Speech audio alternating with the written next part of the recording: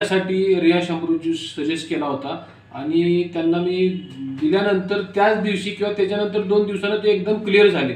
तर आता आपण काय करूया, त्यांच्या शब्दात आपण ऐकूया की ते काय सांगतात रियांश अमृत ज्यूसच्या बद्दल. तुम्ही आता काका सांगा की बाबा तुम्हाला रियांश अमृत ज्यूस दिल्यानंतर म्हणजे घ्यायच्या अगोदर तुम्हाला कसं वाटत होतं हर्नियासाठी आणि घेतल्यानंतर तुमच्यात काय फरक पडला.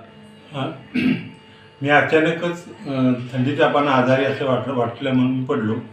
पण 4 दिवस पूर्ण संध्याकाळी सकाळी दिवस अजिबात जेवता आलं नाही मला. जेवायला पुढे जेवण आलं की माझी वांती व्हायची ज्यूस घ्यायच्या अगोदर.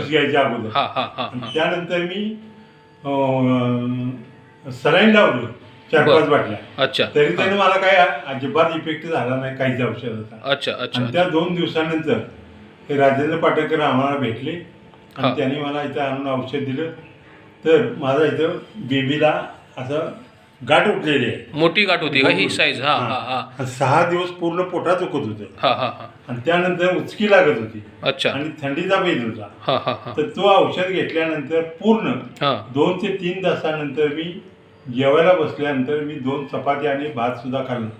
6 दिवस अजिबात जेवलो नव्हतो. छान छान छान. आणि आता ते हर्नियाचा त्रास पण कमी झाला. आता हर्नियाच्या पोटातलाही माझं पूर्ण दुखायचं राहिलेलं आहे. ओके. आणि उचकी राहिलेली आहे. अगदी छान. आणि थंडीचा पण गेला. आणि ती गाठ सुद्धा मोठी होती ती कमी झाली आणि मऊ झाली का.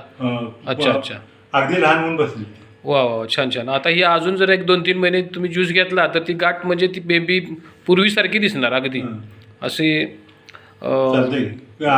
रियांशला निश्चित औषध घेऊ आणि दुसऱ्यांनाही सांगू. छान. आणि रियांशला धन्यवाद द्या. रियांश कंपनीला धन्यवाद. छान. थँक्यू.